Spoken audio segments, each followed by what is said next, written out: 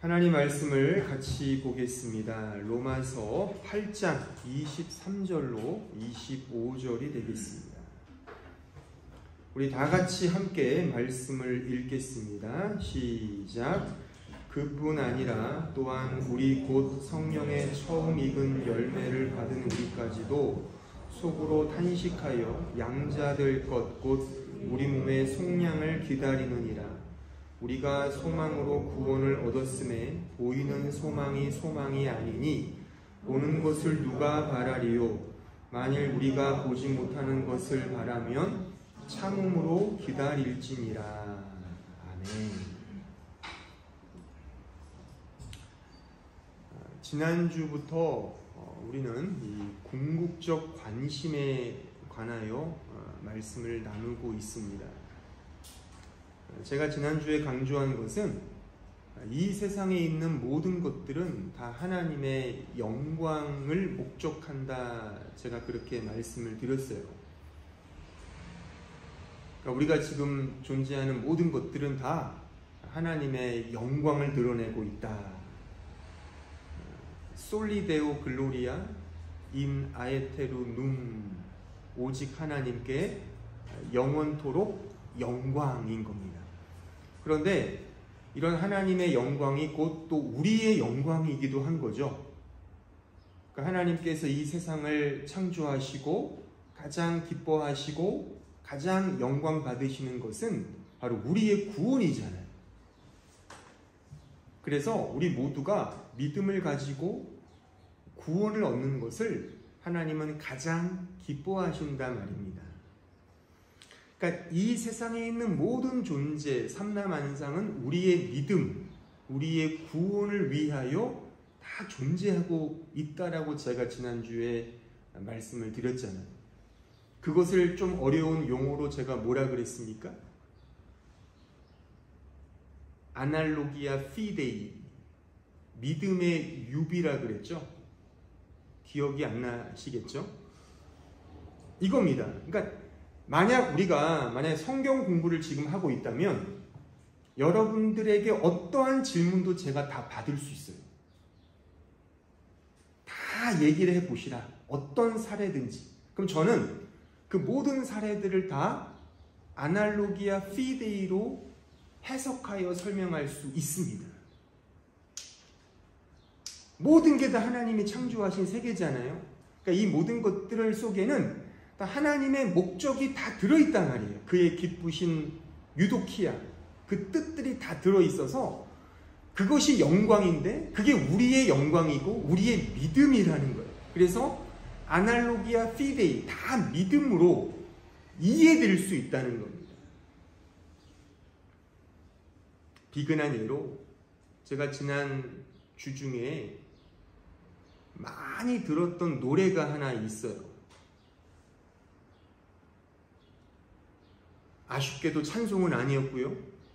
대중가요였습니다. 불경건 하는지는 모르겠지만 왠지 가요가 갑자기 그게 귀에 솔깃해서 대충 한 20번은 들은 것 같아요. 무슨 노래냐면 MC 더 맥스의 어디에도라는 노래가 있어요. 모르시죠? 다들 경건하셔서 모르시는 것 같은데 너무 좋아요. 한번 들어보세요. 나중에 그게 제가 찾아보니까 남성들이 노래방에서 가장 부르고 싶은 노래 중에 탑3라고 합니다. 그런데 소화를 못 시키는 노래 탑3이기도 한데요. 너무 고음으로 올라가고 너무 어렵다는 거죠.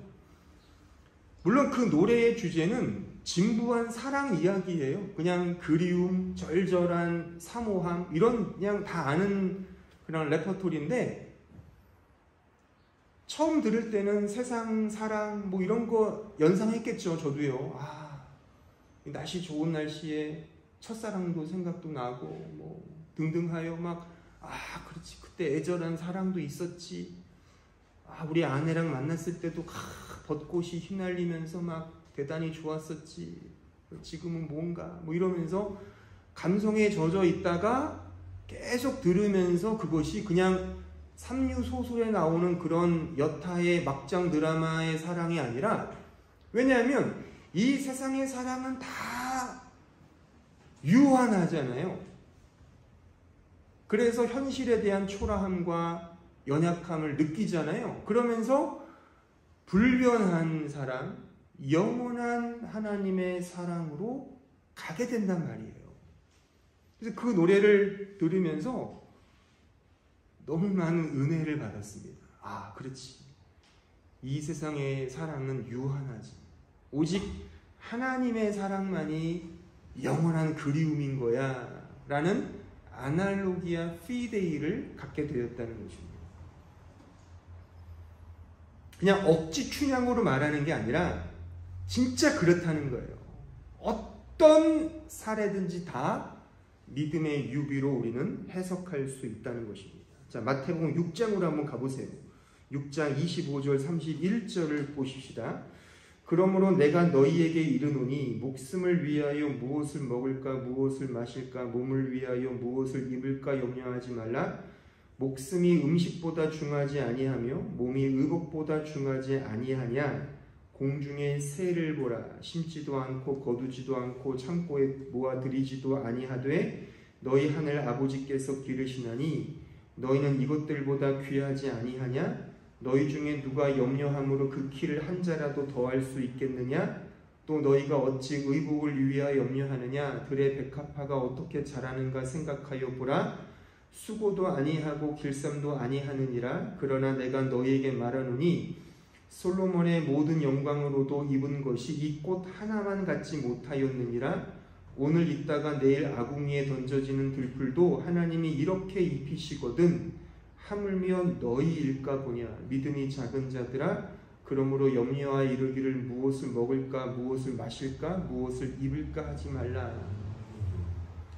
우리 주님께서 우리의 믿음을 위해 가르쳐 주신 비유의 말씀이잖아요. 공중의 새, 들의 백합화 다 창조된 피조물들인데 그것을 통해 하나님을 바라보라라고 하는 그런 믿음의 유비인 말씀인 것입니다. 사무엘상 17장 46절에 가보십시오.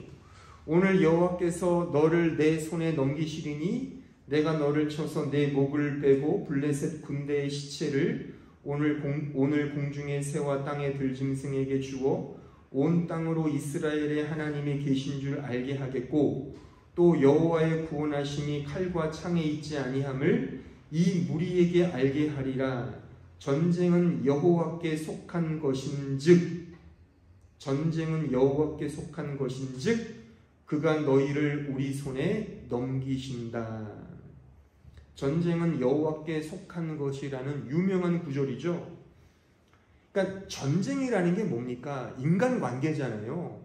규모를 작게 말하면 그렇잖아요. 그게 정치라 말입니다.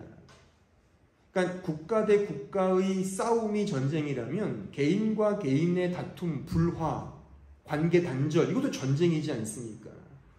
근데 이 인간관계, 뭐 정치, 외교, 안보, 인간관계 등 모든 관계가 다 여호와께 속한 것이라고 말씀하고 있습니다. 그러니까 이 모든 것들의 궁극적 관심은 다 여호와를 향하고 있다라고 우리는 이 말씀을 통하여 이해할 수 있는 것이죠. 따라서 우리 신자의 궁극적 관심은 바로 이거예요. 하나님의 영광을 향한 우리의 믿음. 그것을 모든 삼라만상은 다 보여주고 있다는 그런 말씀입니다. 이것이 첫 번째 궁극적 관심이었습니다. 이제 오늘 두 번째 관심이 무엇이냐를 생각해 보려고 합니다. 그것은 보이지 않는 소망이에요. 오늘 본문에 나오는 특별히 24절에 보시면 우리가 소망으로 구원을 얻는다라고 말씀하고 있죠. 그렇죠? 소망으로 구원 얻는다. 자, 우리는 통상 구원은 믿음으로 얻는다고 알고 있는데 오늘 본문은 소망으로 구원을 얻는다라고 그렇게 말씀하고 있습니다. 물론 성경 전체를 보면 믿음으로 구원을 얻는다는 말씀이 더 많죠. 하지만 소망으로 구원을 얻는다는 말씀도 있습니다. 오늘 이 본문이 대표적인 말씀이고, 또한 데살로니가전서 5장 8절에 보면 구원의 소망의 투구를 쓰자라는 표현도 있어요. 구원의 소망의 투구를 쓰자. 따라서 성경은 믿음과 소망이 같은 의미라고 그렇게 우리에게 가르치고 있습니다. 자, 다음 구절을 한번 참고해 보시죠. 히브리서 11장 1절에 가보십시오. 믿음은 바라는 것들의 실상이요 보이지 않는 것들의 증거다. 보세요. 여기에 바라는 게 소망이죠. 그러니까 믿음은 곧 소망이다라고 하는 그런 뜻입니다. 믿음은 소망, 소망은 믿음이라고 하는 그런 성경의 가르침이에요. 그러니까 이 믿음과 소망은 다 구원을 향하여 하나님께서 우리에게 주시는 은혜의 선물이라고 말할 수 있겠죠. 물론 약간 결은 다르죠. 결은 달라요. 구원을 위하여 주신 믿음과 소망은 맞는데 그것이 역사되는 그 양상의 결은 조금 다르게 설명할 수가 있습니다. 저는 이렇게 한번 설명을 해볼 수 있을 것 같아요. 그러니까 믿음이라는 것은 우리의 구원에 있어서 칭의를 가리킨다면 칭의, 의롭게 되는 것. 소망은 구원에 있어서 성화를 가리킨다라고 그렇게 말할 수 있을 것 같아요.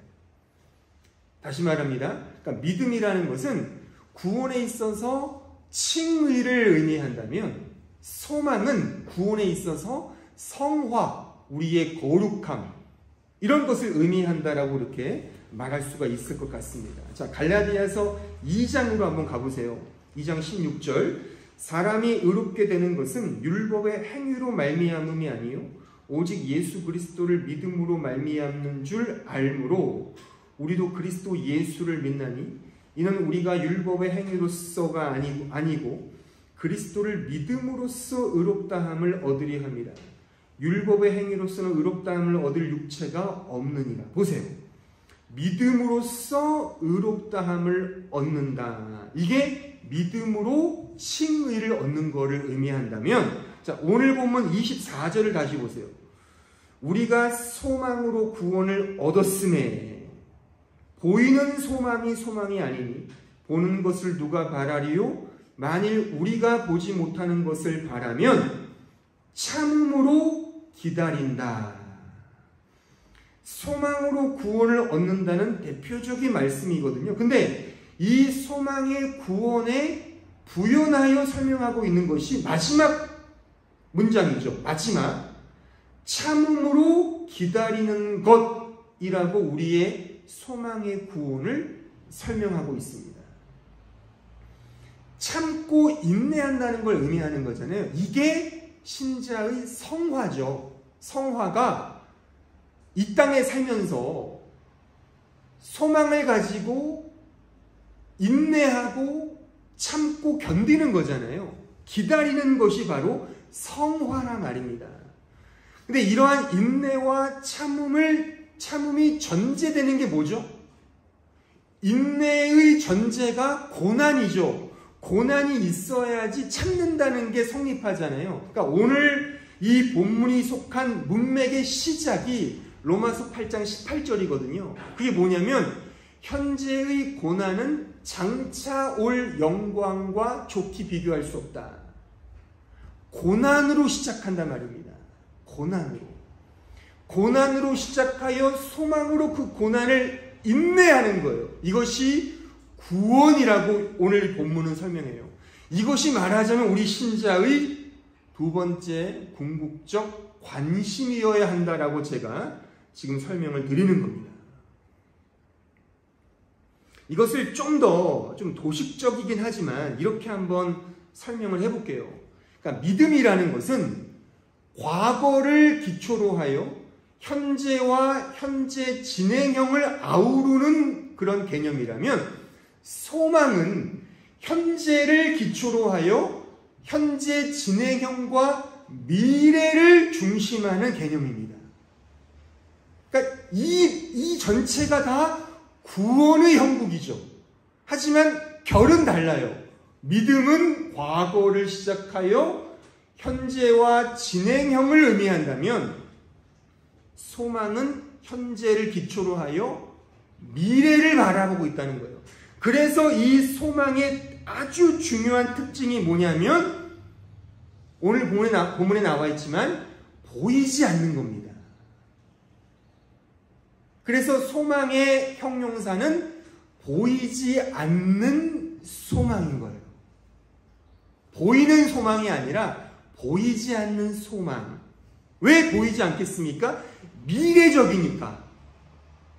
미래적인 것이 강조되기 때문에 보이지 않는 것이고, 동시에 우리가 지금 보고 있는 이 세상에 속해 있지 않고 오직 하나님께만 속해 있기 때문에 보이지 않는 소망인 거예요. 이게 소망의 아주 중요한 특징인 겁니다. 그래서 그러니까 미래적인 성격이 강하고 이 세상에 속해 있지 않고 신적인 것이기 때문에 우리에게는, 이 세상에 살고 있는 우리에게는 그 소망이 갈등과 번민과 어려움과 고달픔과 유혹과 미혹과 그래서 인내와 참음으로 나타난다는 사실입니다. 그러니까 보이지 않는 소망이에요. 그러니까 보이는 세계를 우리는 바라보는 것이 아니라 보이지 않는 세계를 바라본다라고도 말할 수 있어요. 우리의 소망의 대상은 보이는 것이 아니라 보이지 않는 세계를 지향한다라고 하는 이 설명 때문에 대철학자 플라톤의 어떤 동굴의 비유라고 들어보셨어요? 동굴의 비유? 그 이야기와 어느 정도 맥을 같이 하기도 한다라고 그렇게 이해할 수 있는 거죠. 약간의 연상이 되는 거죠. 그러니까 동굴의 비유가 그런 거잖아요. 사람이 태어날 때부터, 그 플라톤에 의하면 사람이 태어날 때부터 동굴에 묶여 있다고 그렇게 설정을 해요. 묶여 있어서 한쪽 벽만을 이렇게 보고 있는 거예요. 고개를 돌리지 뒤를 못 보니까. 근데 그 묶여 있는 그 사람들 뒤에 높은 단상이 하나 있는데 그 단상에 이제 이런 물건들이 이렇게 놓여 있는 거예요. 물건들이. 근데 그 단상 물건 뒤에 아주 환한 횃불이 그 물건을 비추고 있는 거라. 그러면 이 물건을 비추니까 이 물건을 비추는 그림자가 이 사람들 앞에 벽에 비춰지는 거예요. 그러니까 플라톤에 의하면 사람들은 태어날 때부터 이 벽면에 비치는 그림자만을 본단 말이에요. 이게 진짜구나라고 그렇게 이해한단 말이에요. 이게. 근데 플라톤에 의하면 그게 실체가 아니라 동굴 밖에 나가야만 진짜 세계가 있다는 거예요. 그게 그의 표현으로 말하면 이데아의 세계라는 거잖아요. 그러니까 이데아의 세계, 동굴 밖의 세계가 진짜 세계고 그건 보이지 않잖아요. 바뀌니까. 지금 내가 보고 있는 이 세계는 가짜라는 거예요. 현실 세계가. 이게 플라톤의 동굴 비유거든요. 그래서 그는 철저하게 이분법으로 이야기를 한단 말이에요. 모든 철학의 이야기를. 이게 서양 철학의 핵심이고 이 영향을 기독교가 많이 받았어요. 기독교 신학자들이. 그래서 제가 종종 인용하는 성 어거스틴도 플라톤을 너무 사랑했어요. 그의 철학을. 그래서 대체로 이분법적으로 봤단 말이에요. 그러니까 제가 오늘 설명하는 보이지 않는 세계, 보이는 세계, 보이지 않는 소망을 추구하는 요 공식도 말하자면 플라톤의 동굴의 비유로 언뜻 그렇게 이해할 수도 있다는 것이죠. 그렇게 설명도 많이 해요. 하지만 본질적으로 다르다는 게 제가 이제 설교할 그 내용의 핵심입니다. 그러니까 플라톤이 보이지 않는 세계, 보이는 세계, 이렇게 이데아의 세계, 현실 세계를 나눴지만 지금 제가 설명하는 성경이 말하는 보이지 않는 소망은 그런 개념이 아니에요. 가장 궁극적인 차이는 뭐냐면 플라톤과 성경이 말하는 보이지 않는 세계, 보이지 않는 소망의 아주 중요한 차이는 하나님이에요. 하나님. 플라톤이 이데아의 세계를 상정해 놓고 저게 진짜라고 말했단 말이에요. 그럼 그걸 어떻게 알겠어요? 저게 진짜를 어떻게 알겠냐고요? 플라톤에 의하면 이성으로, 내가 갖고 있는 이성으로 그거를 터득한다라고 이렇게 설명한단 말이에요. 근데 성경이 말하는 보이지 않는 소망은 나에게 없어요. 하나님이란 말입니다. 하나님.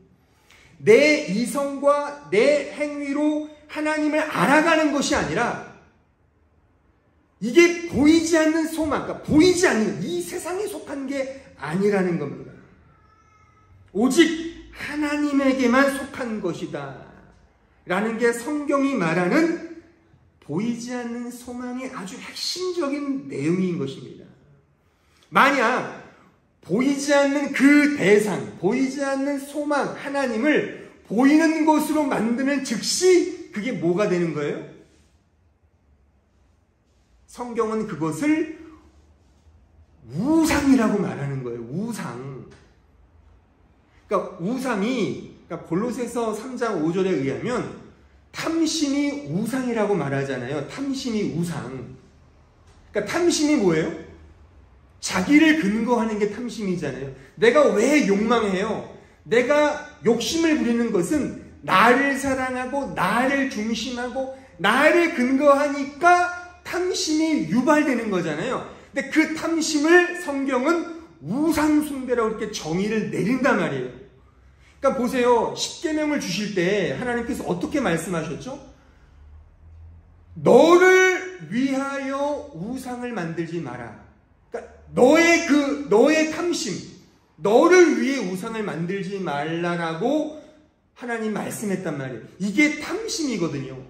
근데 플라톤의 오류는 뭐냐면 이데아의 세계를 상정한 건 좋은데 그것을 내 이성으로, 그러니까 내가 가지고 있는 눈에 보이는 내 이성으로 그 세계를 안다라는 오류를 일으킨 거죠. 그러니까 돌고 돌아서, 말은 그렇게 했지만 돌고 돌아서 우상 숭배인 내 이성으로 저 세계를 알아먹는다는 식으로 말했다는 거예요.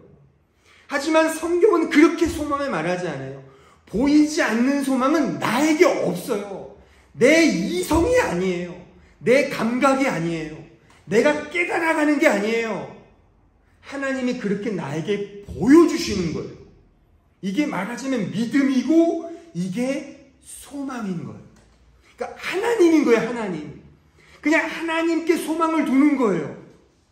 그래서 플라톤의 입장에서는 이 현실세, 가짜 세계를 넘어서 내 이성을 가지고 깨달아서 저 이데아의 세계로 가는 게 구원으로 설명한단 말이에요. 근데 성경은 그것을 구원이라고 말하지 않아요. 그러니까 여러분들이 구원을 천국에 가는 게 아니에요.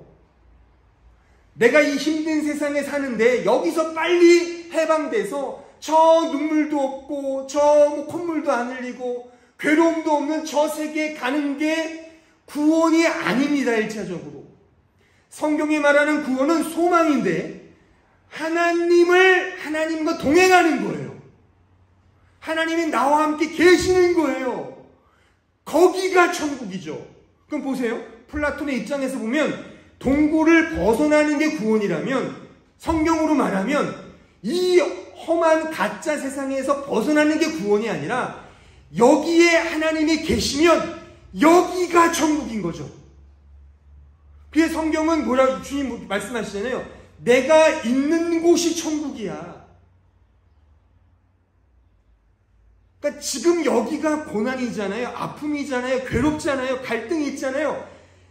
우리 기독교의 구원은 이런 곳에서 해방되는 게 구원이 아니라 이런 고난과 아픔과 절망이 있지만 여기에 하나님과 함께 동행하면 이 고난이 천국이다라고 성경이 말한단 말입니다. 매트릭스에서 빨간 약을 먹고 매트릭스 밖으로 넘어가는 게 구원이라면 성경은 그런 빨간 약을 주는 게 아니에요. 여기 와서 빨간 약 드세요. 천국 양식 먹고 여기서 해방됩시다. 빨리 천국 갑시다. 구름 위를 납시다. 이렇게 말하는 사람들은 대부분 이단이거나 사이비 종파들이에요. 우리 기독교는 현실을 직시하는 거예요. 근데 놀라운 건 뭔지 아십니까? 현실이 고난이라 괴로움이에요. 근데 주님이 동행해요. 이게 보이지 않는, 주님은 안 보이니까. 근데 그 보이지 않는 하나님이 나와 동행하는 그 믿음과 소망을 가지고 이 괴로운 현실 속에서 즐거워하는 거예요. 그러면 여타 세상 사람이 볼 때는 이상하게 보겠죠. 쟤는 또라이 아니야? 정신병자 아니야? 쟤 변태 아니야? 어떻게 저런 와중에 기뻐할 수 있어? 뭔가 이렇게 해방되거나 잘 되거나 성공하거나 평탄해야지 뭔가 내놓을 게 있지 않습니까? 근데 기독교, 성경은 그렇게 말한 적이 없어요. 말한 적이 없어요. 그러니까 이것을 제가 자주 말하잖아요. 이러한 플라톤의 이데아 세계를 오류로 이해한 사람이 예수님의 제자들이었단 말이죠. 그 당시에. 그들은 예수님을 따라다니는 모든 제자들과 백성들은 예수를 통해 정치적 해방을 꿈꿨단 말이에요. 근데 예수가 그냥 죽어버리는 거예요. 십자가상에서. 거기에 완전히 멘붕이 온 거죠. 제자들은. 이게 뭐야? 그러니까 원래 성경의 복음은 이 세상에서의 잘됨이 아닙니다. 중요한 건 내가 동굴에 갇혀 있지만, 플라톤의 예를 들어서 동굴에 갇혀 있지만 거기에 하나님이 나와 함께 하시면 거기가 진짜 이데아의 세계라는 거예요. 거기가 천국이라는 거예요. 이게 보이지 않는 소망을 품고 살아가는 신자의 궁극적 관심이어야 되고, 이게 우리 신자의 성화라는 것 사실입니다. 성화. 신자가 거룩해진다는 것은 우리 인격이 고양되는 게 아니에요. 내 성품이 좋아지는 게 아니에요. 그런 걸로 말하자면 공자나 맹자가 말하는 것과 뭐가 달라요? 우리 기독교 성화가. 그게 아니라 내 현실 속에서 나 자신의 연약함을 깨닫고 나의 비루함을 깨닫고 나는 동굴에 갇혀있는 연약한 존재지만 상황은 바뀐 게 없어요. 근데 하나님이 계시기 때문에 그 안에서 천국을 맛보며 살아가는 그것, 이게 성경의 용어로 말하면 보이지 않는 소망을 소망하는 거예요. 이게 바로 우리가 이 세상에서 이 고단한 현실 속에서 추구해야 할 궁극적 관심인 것입니다. 그런데 이렇게 소망을 추구하는 것 자체가 우리에겐 고난일 수밖에 없죠. 왜요? 나에게 없으니까. 오히려 그 소망을 품는다는 게 뭐겠어요? 내 자신의 근거를 박탈당하고 내 존재를 차압당하고 나라는 존재를 부인당하는 것이기 때문에 하나님을 소망한다는 것 자체가 고난이죠. 그 자체가 고난인 거예요. 그냥 하나님께서 그냥 나에게 고난의 십자가를 주는 정도가 아니라 그분을 믿고 그분을 소망한다는 것 자체가 나에게는 고난이죠. 왜요? 눈에 보이지 않는데. 그러니까 우리는 자꾸만 그분을 보이는 것으로 만들어요. 그게 우상이라니까요. 보이지 않는 그분을 나의 성공으로 대입시키면 그 성공이 우상이란 말입니다. 아시겠습니까? 그러니까 우상이 부처님 상 만드는 게 우상이 아니에요. 내 자신을 근거하는 게 다 우상이란 말이에요. 근데 내가 하나님을 소망한다는 것은 나와 개겐타일한다 하는 거기 때문에 이 자체가 나에게는 고난이고 아픔이고 어려움이고 유혹이고 미혹이고, 그래서 그것이 인내와 참음과 기다림이 요구된다라고 하는 사실이에요. 자, 고린도후서 1장 3절로 7절에 가보십시오. 제가 지금까지 설명한 내용들이 제가 지금 인용할 이 두 구절에서 다 고스란히 드러나고 있습니다. 자, 찬송하리로다. 그는 우리 주 예수 그리스도의 하나님이시요 자비의 아버지시요 모든 위로의 하나님이시며 우리의 모든 환난 중에서 우리를 위로하사 우리로 하여금 하나님께 받은 위로로서 모든 환난 중에 있는 자들을 능히 위로하게 하시는 이시로다. 그리스도의 고난이 우리에게 넘치는 것 같이 우리가 받는 위로도 그리스도로 말미암아 넘치는도다. 우리가 환난당하는 것도 너희가 위로와 구원을 받게 하려는 것이요 우리가 위로를 받는 것도 너희가 위로를 받게 하려는 것이니 이 위로가 너희 속에 역사하여 우리가 받는 것 같은 고난을 너희도 견디게 하느니라. 너희를 위한 우리의 소망이 견고함은 너희가 고난에 참여하는 자가 된 것 같이 위로에도 그러할 줄을 압니다. 보세요.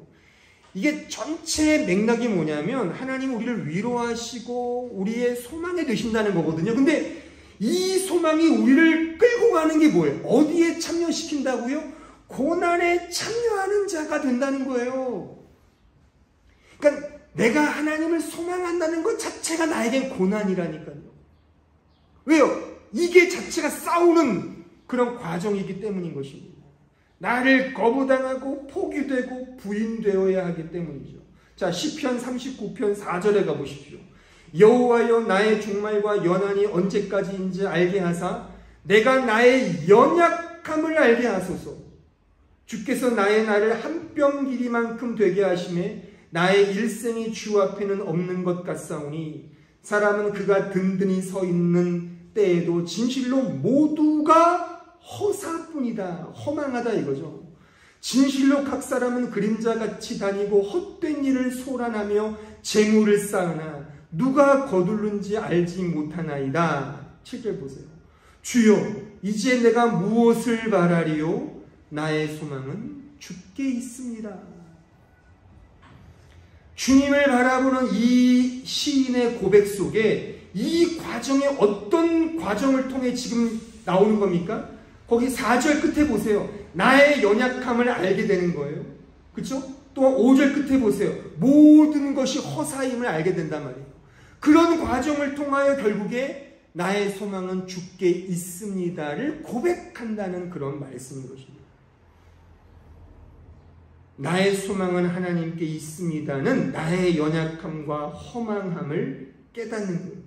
이것을 우리가 소망하는 거예요. 이것을 우리의 궁극적 관심으로 갖는 거예요. 이 자체가 우리 신자에게는 고난의 길이죠. 인간적이지 않기 때문에 고난의 길이고 세상적이지 않기 때문에 고난의 길이며 성공과 평탄의 길이 아니기 때문에 고난의 길입니다. 이 고난이 신자에게 성화인 거예요.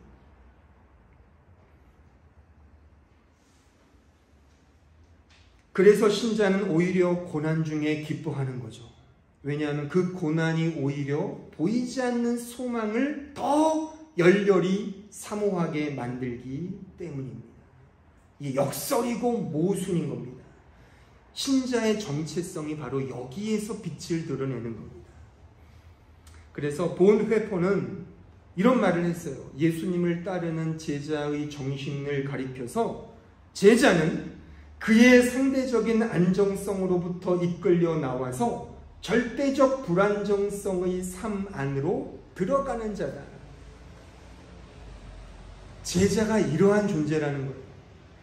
상대적인 안정성의 삶으로부터 벗어나서 나와서 절대적 불안정성의 삶 안으로 들어가는 자가 제자라고 하는 거예요.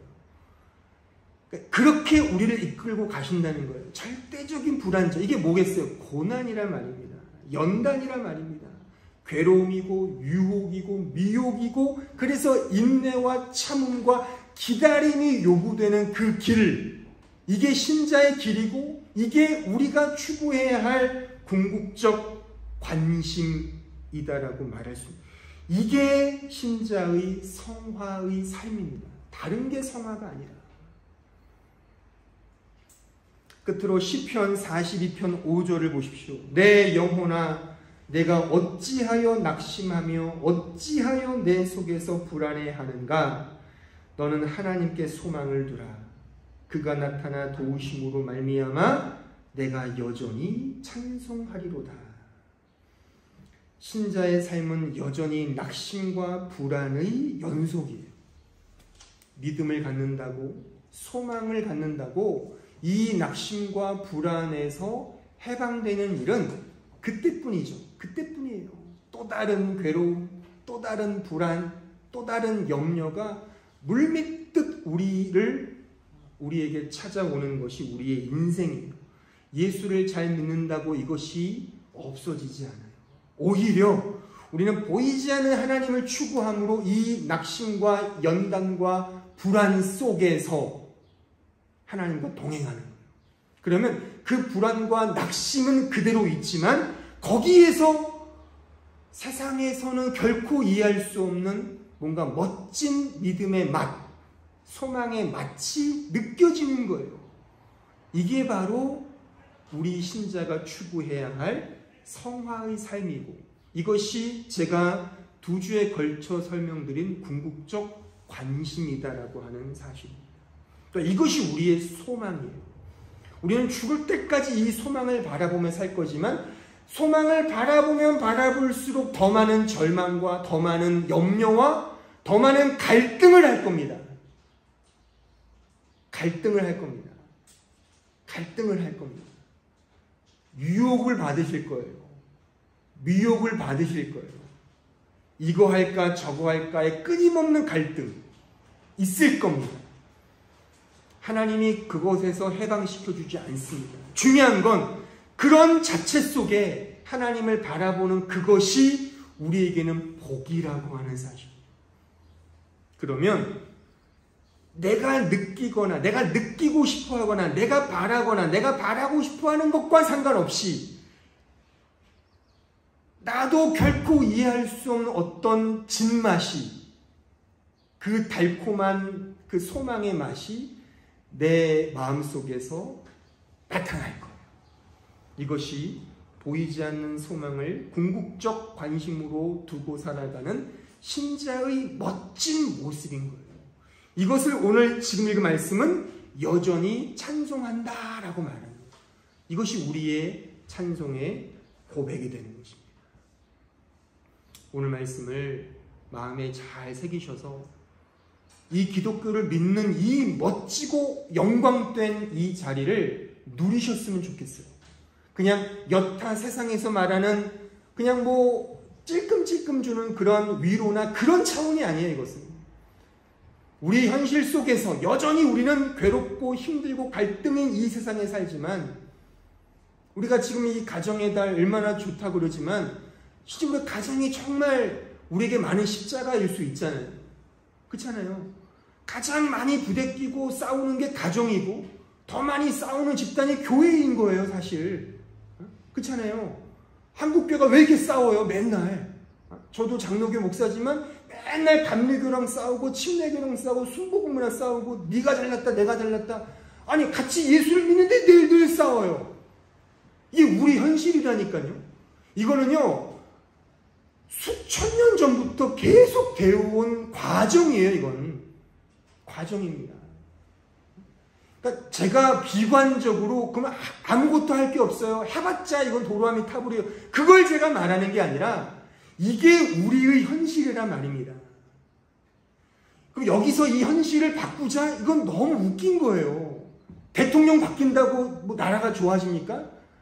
그렇게 말할 수 있겠죠. 하지만 그렇게 말하는 사람은 어린 사람인 거예요. 모르는 사람이에요. 물론 바꿔야죠, 계속 좋게. 하지만 바뀐들 다 도찐 개찐이란 말입니다. 우리 이런 가운데 이 현실을 바꾸는 게 아니라 보이지 않는 하나님을 바라보는 거예요. 이 바라보는 자체가 고난이죠. 이걸 감내하는 거예요.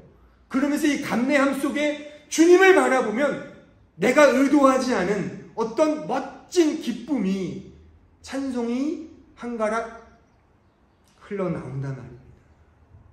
저는 이 찬송을 우리가 진짜 하자는 거예요.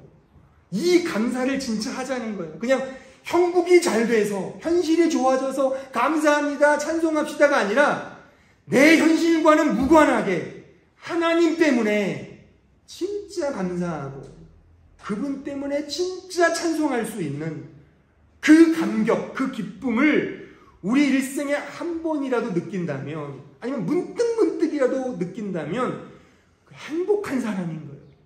행복한 가정인 거예요. 행복한 교회인 거예요.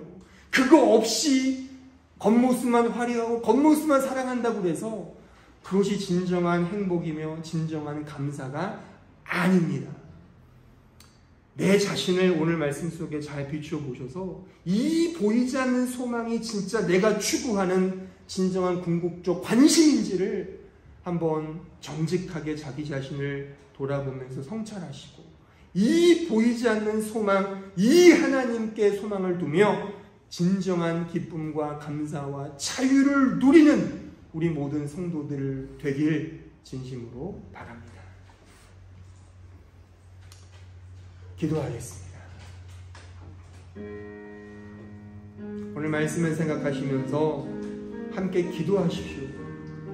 다른 거 필요 없습니다. 이거 위에 기도하세요.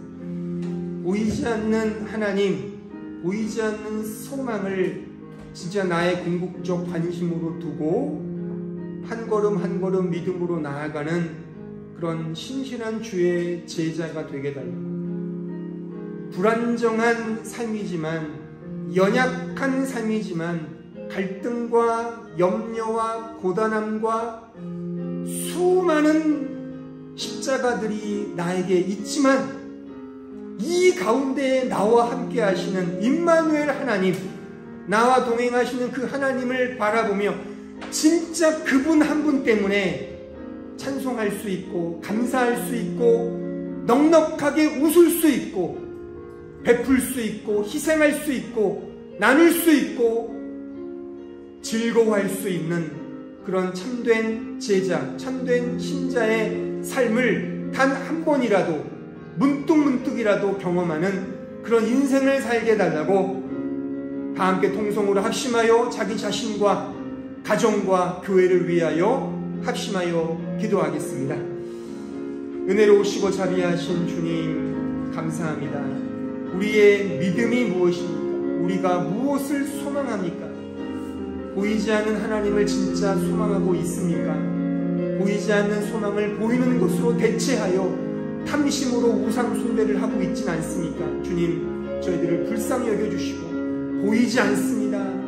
이 세상은 연약합니다. 그럼에도 하나님을 소망하며 진짜 하나님을 의지하며 진정한 감사와 찬송을 올려드리는 그런 참된 제자요 참된 신자들 되게 하셔서 이 상대적 안정성의 삶으로부터 나와서 불안전하지만, 절대적으로 불안전하지만 오직 주님이 계시기에 주님을 따르는 이 길이 행복하고 콧노래 부르며 주님을 즐겁게 따라가는 이 제자의 삶을 살아가는 저희들 될 수 있도록 축복해 주시고 인도하여 주시옵소서. 예수님의 이름으로 기도하옵나이다.